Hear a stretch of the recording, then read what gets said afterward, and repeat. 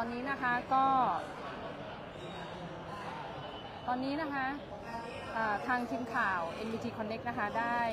มาเกาะติดนะคะบรรยากาศการลงพื้นที่ของท่านรองนายกรัฐมนตรีนะคะและรัฐมนตรีว่าการกระทรวงการคลังนะคะซึ่งจะมาเยี่ยมเยียนนะคะผู้ประกอบการร้านค้าในบริเวณตลาดเทศบาลนครปักเกร็ดนะคะซึ่งจากภาพนะคะที่เราเห็นในตอนนี้นะคะจะมีท่านผู้ว่าราชการจังหวัดนนทบุรีนะคะและหน่วยงานราชการต่างๆในพื้นที่จังหวัดนนทบุรีนะคะเตรียมให้การต้อนรับท่านรองนายกเอกนิติค่ะเดี๋ยวเราไปชมบรรยากาศกันได้เลยนะคะ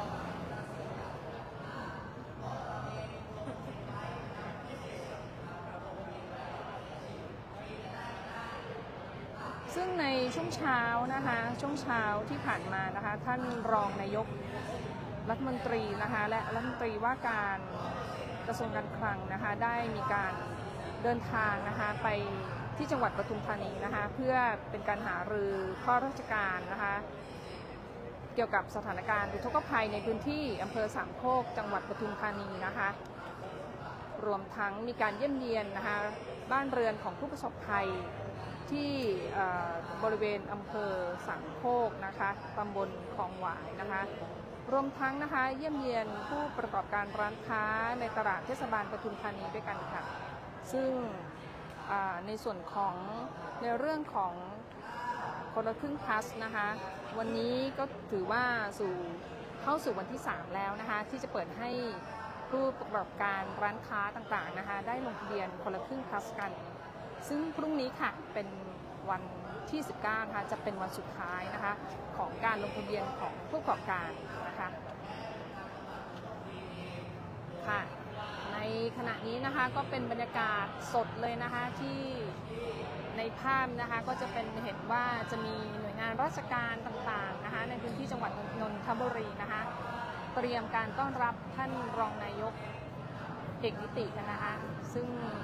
มีท่านผู้ว่าราชการจังหวัดนะคะคอยให้การต้อนรับอยู่นะคะในขณะนี้ค่ะซึ่งในระหว่างนี้นะคะท่านรองนายกรัฐมนตรีเอกนิติก็กำลังเดินทางมาจากจังหวัดปทุมธานีเพื่อมาที่จังหวัดนนทบุรีค่ะในบริเวณตลาดเทศบาลนครปักเกร็ดค่ะซึ่งเดี๋ยวอีกสักครู่นะคะเราก็จะได้ชมภาพที่ท่านรองนายกเอกนิติได้มาเยี่ยมเยียนประชาชนพ่อค้าแม่ค้าผู้ประกอบการนะคะเดี๋ยวตอนนี้เราไปชมบรรยากาศโดยรอบกันเลยค่ะ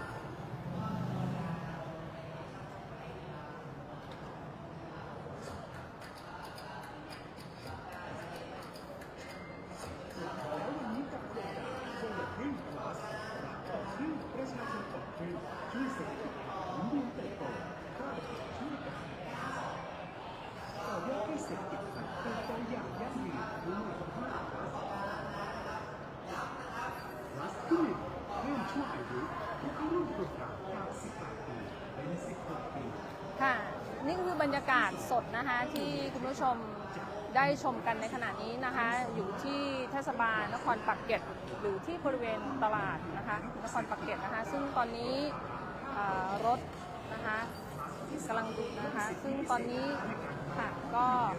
เรียกว่าตอนนี้นะคะท่านผู้ว่าราชการจังหวัดนะคะรวมทั้งหน่วยงานราชการในจังหวัดนนทบุรีนะคะก็เตรียมความพร้อมอย่างเต็มที่นะคะในการต้อนรับท่านรองนายกเอกนิติค่ะซึ่งจะเห็นด้านหลังนะคะก็จะมีป้ายนะคะมีการประชาสัมพันธ์คนละครึ่งพลัสกันนะคะเพิ่มพลังเศรษฐกิจไทยพร้อมโตไปด้วยกันค่ะก็มีเป็นสัญลักษณ์เป๋าตังค์นะคะมีถุงเงินซึ่งวันนี้นะคะในบริเวณรอบๆด้านในนะคะก็จะมีธนาคารกรุงไทยนะคะมาให้บริการประชาชนในการที่จะลงทะเบียนในพ่อค้าแม่ค้านะคะประชาชนในบริเวณตลาดนครเทศบาลปากเกร็ดก็ต่างกันพาเรียกว่าพาครอบครัวนะคะมาลงทะเบียนกันนะคะจูงลูกจูงหลานกันมานะคะมีเตรียมเอกสารกันอย่างคึกคักเลยนะคะเดี๋ยวอีกสักครู่นะคะก็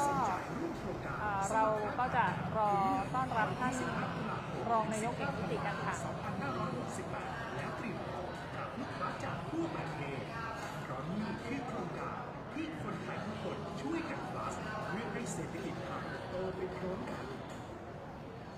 โครงการคนละครึ่ง plus ค่ะสำหรับประชาชนทั่วไปนะคะตั้งแต่อายุ 16 ปีนะคะสามารถลงทะเบียนได้นะคะตั้งแต่วันที่ 20 ตุลาคมนี้ค่ะจนถึงวันที่ 26 ตุลาคมนี้ค่ะให้พร้อมในยุคดิจิทัลโดยยังคงยึดหลักความโปร่งใสตรวจสอบได้และป้องกันการใช้สิทธิที่ผิดวัตถุประสงค์คนละครึ่ง plus เพิ่มพลังเศรษฐกิจไทยพร้อมโตไปด้วยกัน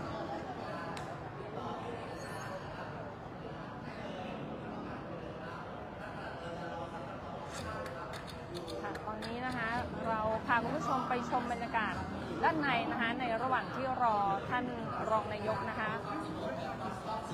ดูนะคะว่าบรรยากาศตอนนี้ถือว่าคึกคักมากเลยค่ะมีประชาชนรวมทั้งผู้ประกอบการพ่อค้าแม่ค้านะคะก็ต่างพากันต่อแถวนะคะกันยาวนะคะเพื่อที่จะทำการลงทะเบียน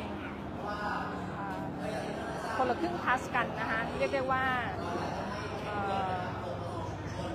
ดูแล้วน่าชื่นใจนะคะที่ประชาชนก็ร่วมในโครงการของ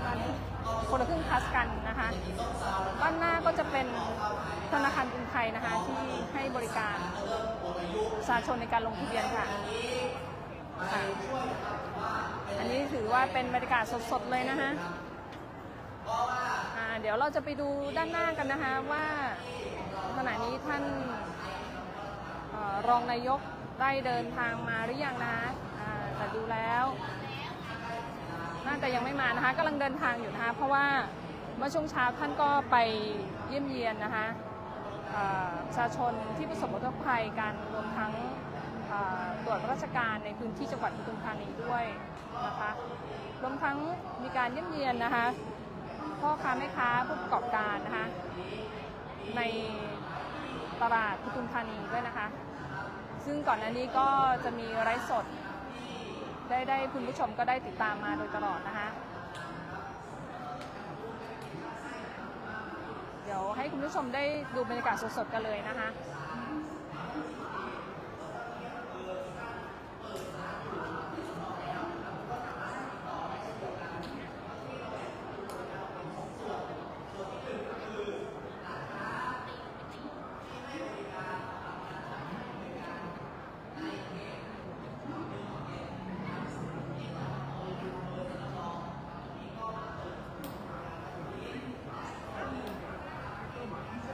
ขณะนี้นะคะเข้าด้านหน้าในภาพที่เห็นนะคะก็จะมีรถของท่านรองนายกรัฐมนตรีและรัฐมนตรีว่าการกระทรวงการคลังได้มาถึงแล้วนะคะ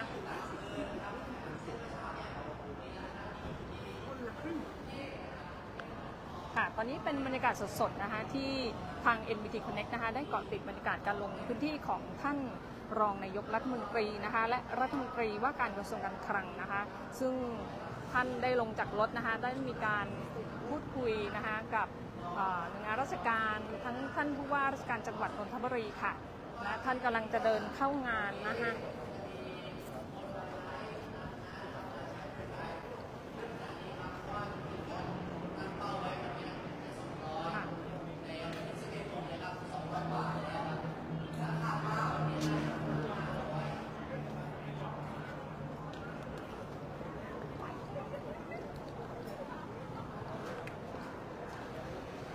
ซึ่งขณะนี้นะคะเราก็ตามท่านรองนายกไปนะคะท่านรองนายกน่าจะไปพูดคุยกับทางผู้ประกอบการร้านค้าในย่านตลาดนครปักเกร็ดนะคะในตลาดเทศบาลนครปักเกร็ดค่ะ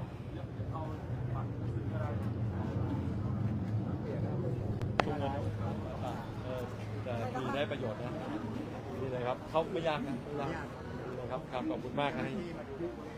ขอบคุณมากครับ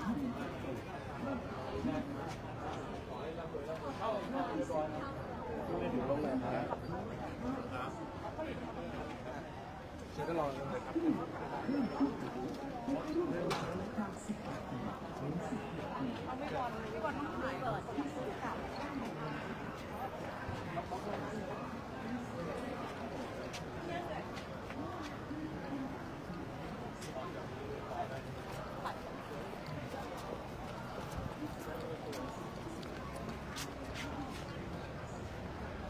นี่คือบรรยากาศสดๆนะคะที่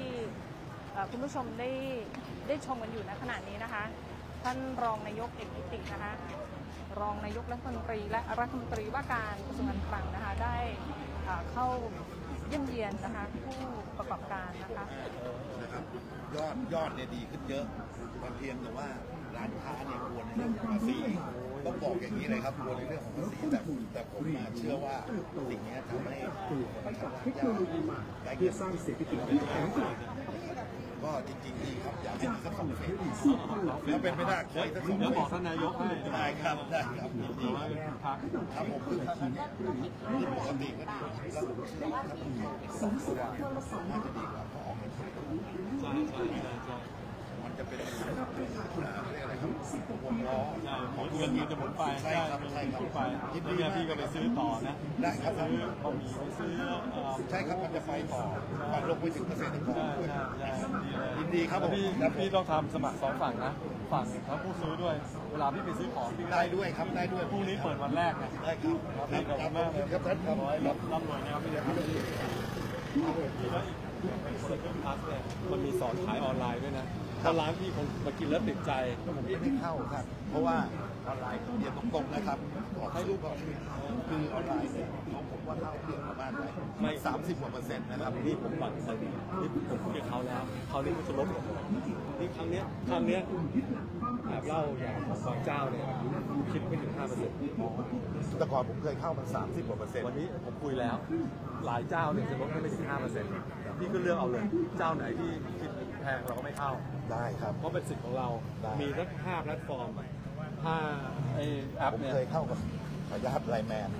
มัน30 วันนี้เขาจะลดให้ แล้วคนที่เสียประโยชน์จริงคือประชาชนผู้ซื้อ คราวนี้ผมคุยกับเขาวันนี้คุยกับเขาแล้วถ้าโครงการคนละครึ่งพลัสเนี่ยเขาจะลดค่า GP ให้ด้วย ครับผม แล้วเจ้าหนึ่งบอกผมแล้วว่าไม่ถึง 5% ดีครับท่าน แล้วพี่จะได้ขายของได้ คนมากินอาหารพี่แล้วติดใจ กลัวเรื่องภาษีอย่างเดียวท่าน โอ้โหพี่จะไปกลัวทำไมขายได้เยอะกว่าเยอะ แต่ไม่เป็นไรครับช่วย ขายได้ ช่วย เยอะกว่าเยอะ ช่วยละ แต่ว่า ครับผม คนละครึ่งเนี่ยคนละครึ่งพลัสเนี่ยข้อมูลเราไม่ส่งให้ขายทั้งสิ้น เพราะฉะนั้นเนี่ยแต่อย่าไปกลัวเลย ขายรวยขึ้นแล้วไม่ต้องกลัวหรอก ท่านก็สนับสนุนอีกสัก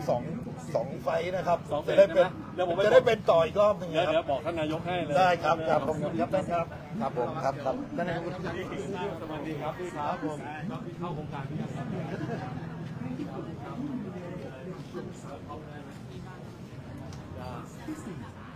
เดี๋ยวที่ทำให้นะดีเลยครับขอให้ขายได้เยอะๆนะร่ำรวยแต่ไม่ยากใช่ไหมไม่ยากนะ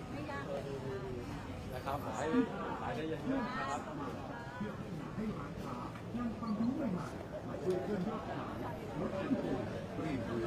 ได้ครับ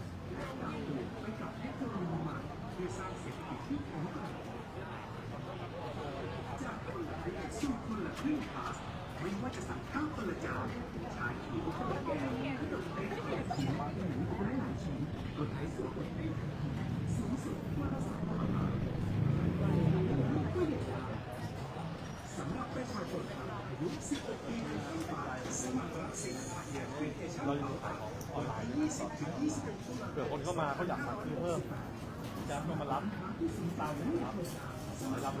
ลย 25 ตุลาคมถึง 15 ธันวาคม 2560และเปลี่ยนแปลงผ่านมาตรการทั่วประเทศมีผู้คนที่คุณภาพที่ดีให้เศรษฐกิจไทยโตไปพร้อมกัน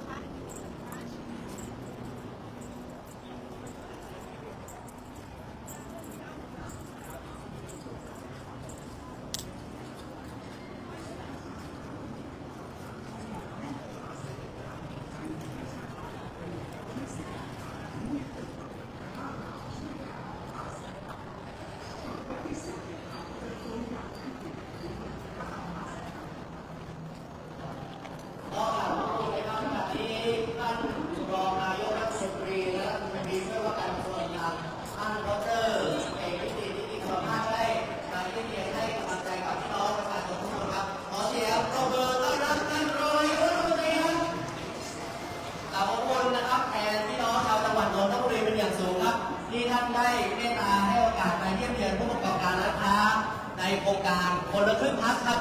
พ่อแม่พี่น้องคิดว่าโครงการนี้ดีไหมครับถ้าดีขอเสียงปรบมือเลยนะครับขอบพระคุณนะทางจังหวัดนนทบุรีครับที่ท่านได้มอบโครงการดีๆให้กับพ่อแม่พี่น้องประชาชนชาวจังหวัดนนทบุรีแล้วก็ผู้ประกอบการนะครับทุกท่านนะครับขอบพระคุณท่านรองนายกรัฐมนตรีท่านดร.เอกนิติธรรมภาสนะครับเป็นอย่างสูงครับครับโอกาสนี้ขอเมตตาท่านรองนายกรัฐมนตรีนะครับได้พบปะพ่อแม่พี่น้องประชาชนชาวอำเภอปากเกร็ดนะครับแล้วก็ผู้ประกอบการร้านค้าที่มาร่วมลงทะเบียนในวันนี้นะครับประมาณ500 คนครับกับขอกราบเรียนเชิญครับ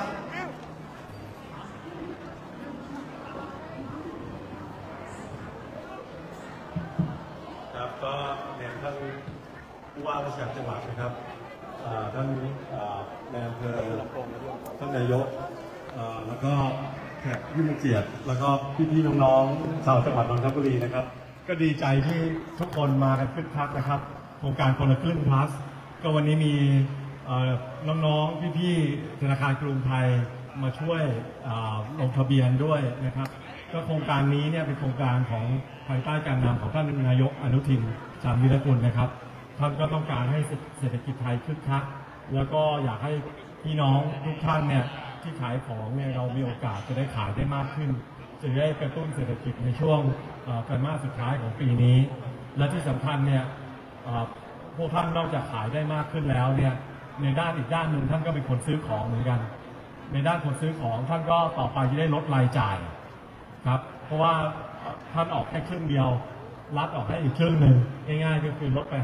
50%เพราะฉะนั้นตรงนี้ก็จะทำให้เศรษฐกิจมันคึกคักมากขึ้นนะครับโครงการนี้เนี่ย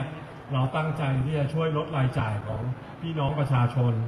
นะครับที่มาซื้อของขณะเดียวกันเนี่ยคนขายของ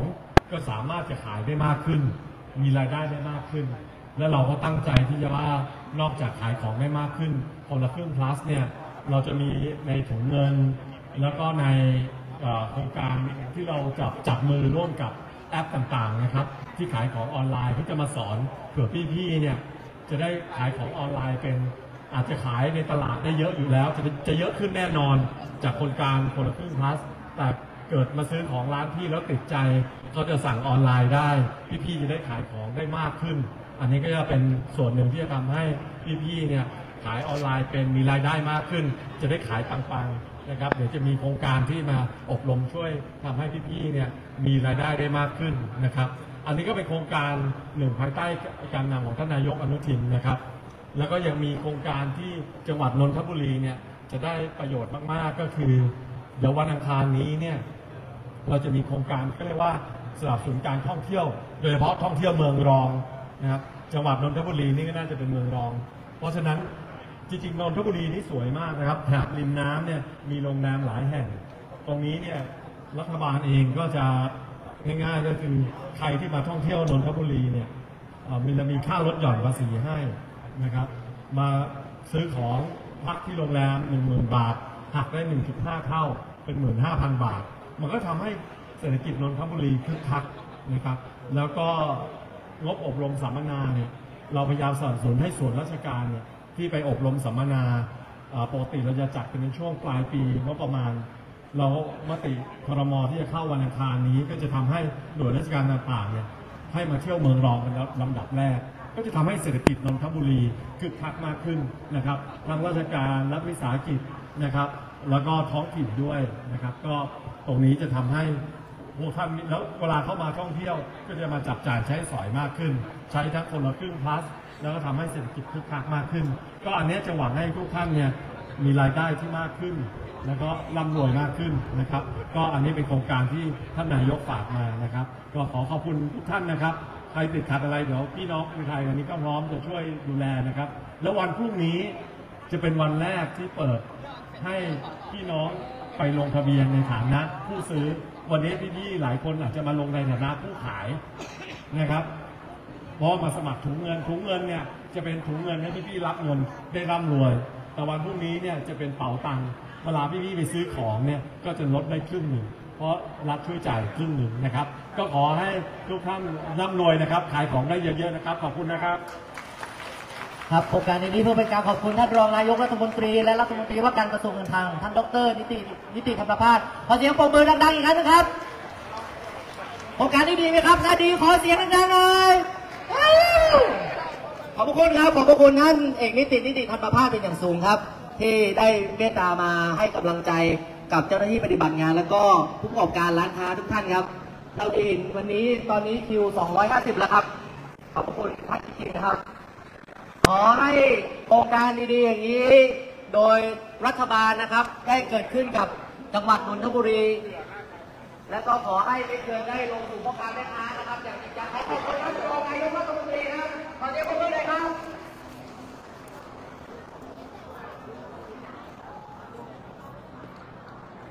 ในนามของจังหวัดนนทบุรีขอบคุณท่านรองนายกรัฐมนตรีและรัฐมนตรีว่าการกระทรวงการคลังครับเราผู้ประกอบการนะครับเดี๋ยวเราอยู่ลงทะเบียนนะครับให้กับทุกท่านต่อนะครับจนถึง500ตามไปรับคิวเอาเป็นว่าเดี๋ยวท่านรองนายกรัฐมนตรีนะครับท่านจะไปให้กำลังใจกับผู้ที่ประสบปัญหาอุทกภัยนะครับที่ตำบลท่าอิฐครับก็วันนี้มาร่วมให้กำลังใจกับพ่อแม่พี่น้องชาวอำเภอปากเกร็ดนะครับ2จุดด้วยกันจุดแรกนะครับก็คือจุดให้บริการลงทะเบียนคนละครึ่งพลัสซึ่งทำโดยท่านนายกรัฐมนตรีท่านอนุทินชาญวีรกูลนะครับและอีกจุดหนึ่งนะครับท่านจะไปให้กำลังใจกับผู้ที่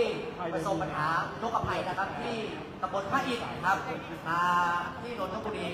นะครับท่านก็ห่วงใยนะครับพ่อแม่พี่น้องประชาชนกลุ่มเปราะบางนะครับทุกกลุ่มนะครับไม่ว่าจะเป็นผู้ประกอบการร้านค้าก็ดีผู้ที่ประสบปัญหาอุทกภัยก็ดีครับในนามจังหวัดนนทบุรีต้องกราบขอบคุณท่านรองนายกรัฐมนตรีเป็นอย่างสูงครับ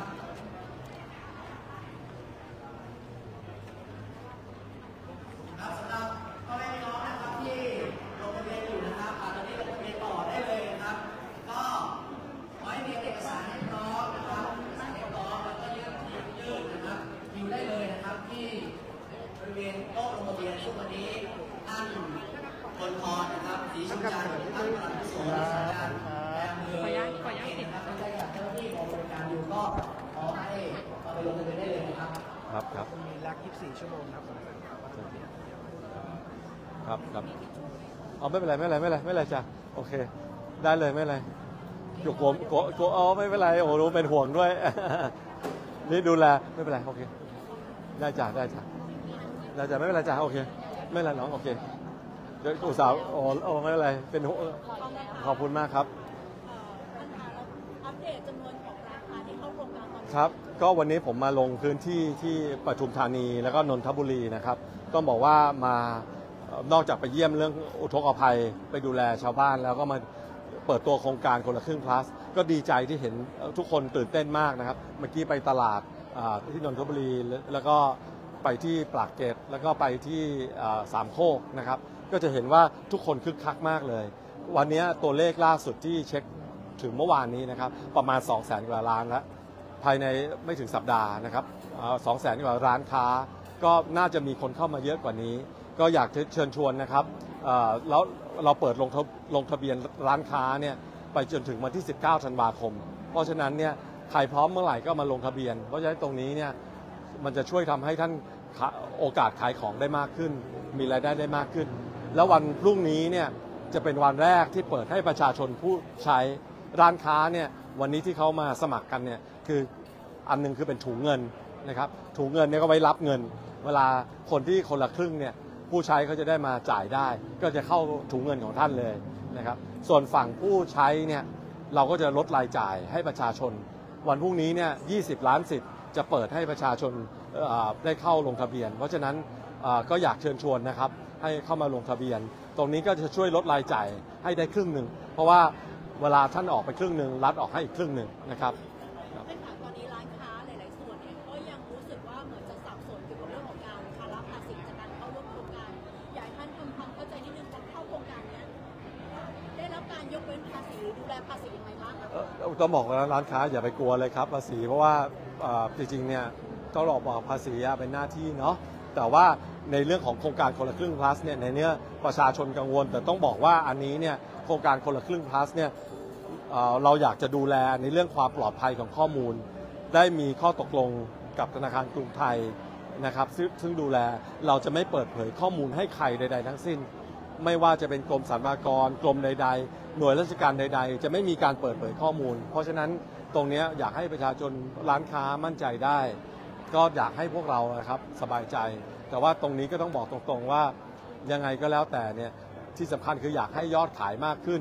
ร่ำรวยมากขึ้นรายได้มากขึ้นแล้วก็ถ้ารายได้มากขึ้นเมื่อรายได้เกินเกณฑ์เนี่ยมันก็เป็นหน้าที่ของคนไทยเนาะเพราะว่าจริงๆเงินที่มาใช้อุดหนุนโครงการคนละครึ่งเนี่ยก็มาจากเงินภาษีของท่านนั่นแหละมันจะได้มีโครงการดีๆอย่างนี้เรื่อยๆนะครับเรื่องเตรียมความพร้อมสำหรับการลงทะเบียนของประชาชนนะคะระบบมีความพร้อมมากน้อยแค่ไหนแล้วจะล่มไหมก็ต้องบอกตรงๆว่าจริงๆเนี่ยเรามีโครงการคนละครึ่ง plus เนี่ยเป็นโครงการที่เรามีระบบพร้อมอยู่แล้วนะธนาคารกรุงไทยเป็นคนดูแลในช่วงที่ผ่านมาเนี่ยหลัก10 กว่าล้านคน20 ล้านคนเนี่ยระบบธนาคารกรุงไทยก็สามารถเอาอยู่เพราะฉะนั้นครั้งนี้ผมก็คิดว่าน่าจะเอาอยู่เหมือนกันแต่ก็มีทีมติดตามมอนิเตอร์นะครับก็ถ้าเกิดมีอะไรผมคิดว่าเราก็พร้อมที่จะปรับปรุงแก้ไขนะครับแต่คิดว่าระบบตอนนี้เราเตรียมพร้อมไว้ค่อนข้างดี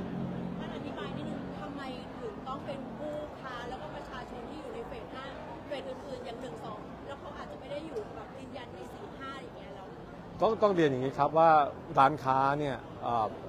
โครงการคนละครึ่ง plus เนี่ยแล้วโครงการที่แล้วเนี่ยมันห่างกันนานร้านค้าเนี่ยหายกันไปเยอะแล้วเหมือนกัน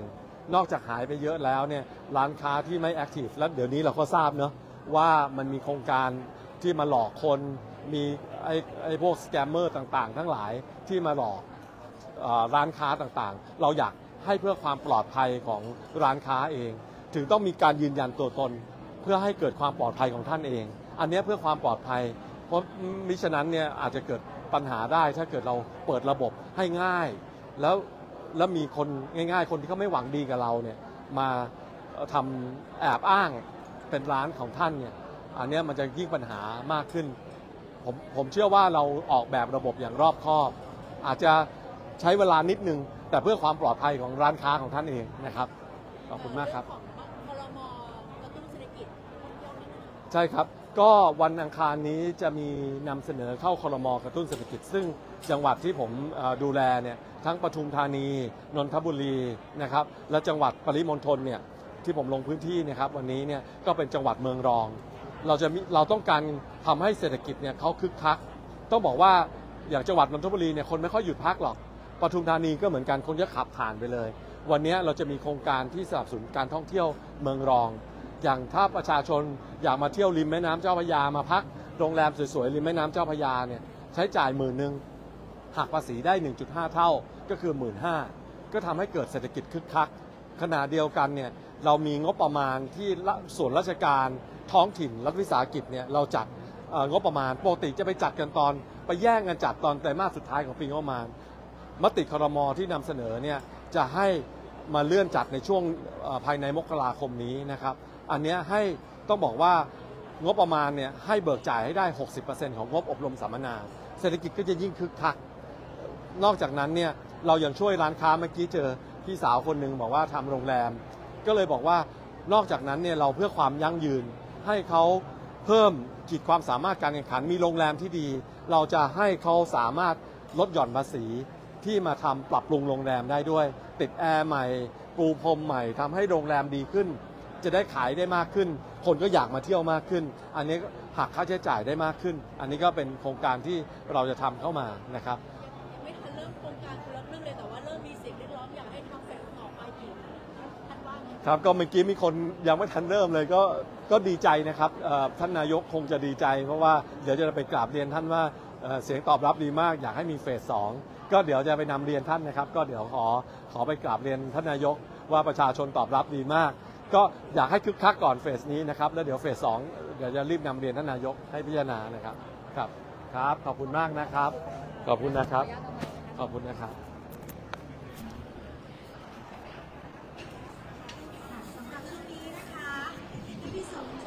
ครับสำหรับท่านที่มาลงทะเบียนนะครับไม่ต้องตกใจนะครับถ้าเราของผู้ชมของท่านทั้งสามเราจะให้ท่านปรับมือนะครับอยู่เซ็นรับรองท่านนะครับจนถึงวันสุดท้ายนะครับและถ้าว่าเหลือไม่เยอะแล้วนะครับก็ขอบคุณนะครับ ข้าวแล้วครับจนถึงปีสุดท้ายส่วนก็เป็นภาคธนาคารนะครับก็ตอนนี้ ค่ะก็เมื่อสักครู่นะคะก็เป็นบรรยากาศที่ท่านรองนายกรัฐมนตรีนะคะได้ให้สัมภาษณ์กับสื่อมวลชนนะคะถึงเรื่องคนละครึ่งพาสกันนะคะค่ะก็เดี๋ยวอีกสักประมาณบ่ายโมงนะคะก็ท่านรองนายกก็จะไปเยี่ยมเยียนนะคะผู้ประสบภัยรวมทั้งประชุมหารือราชการกันนะในช่วงนี้นะคะก็จะเป็นช่วงพักนะคะพักทานข้าวนะคะยังไงก็เดี๋ยวจะขออนุญาตพักลงไลฟ์ก่อนนะคะเดี๋ยวเจอกันอีกช่วงหนึ่งในช่วงบ่ายนะคะค่ะเดี๋ยวเจอกันค่ะสวัสดีค่ะ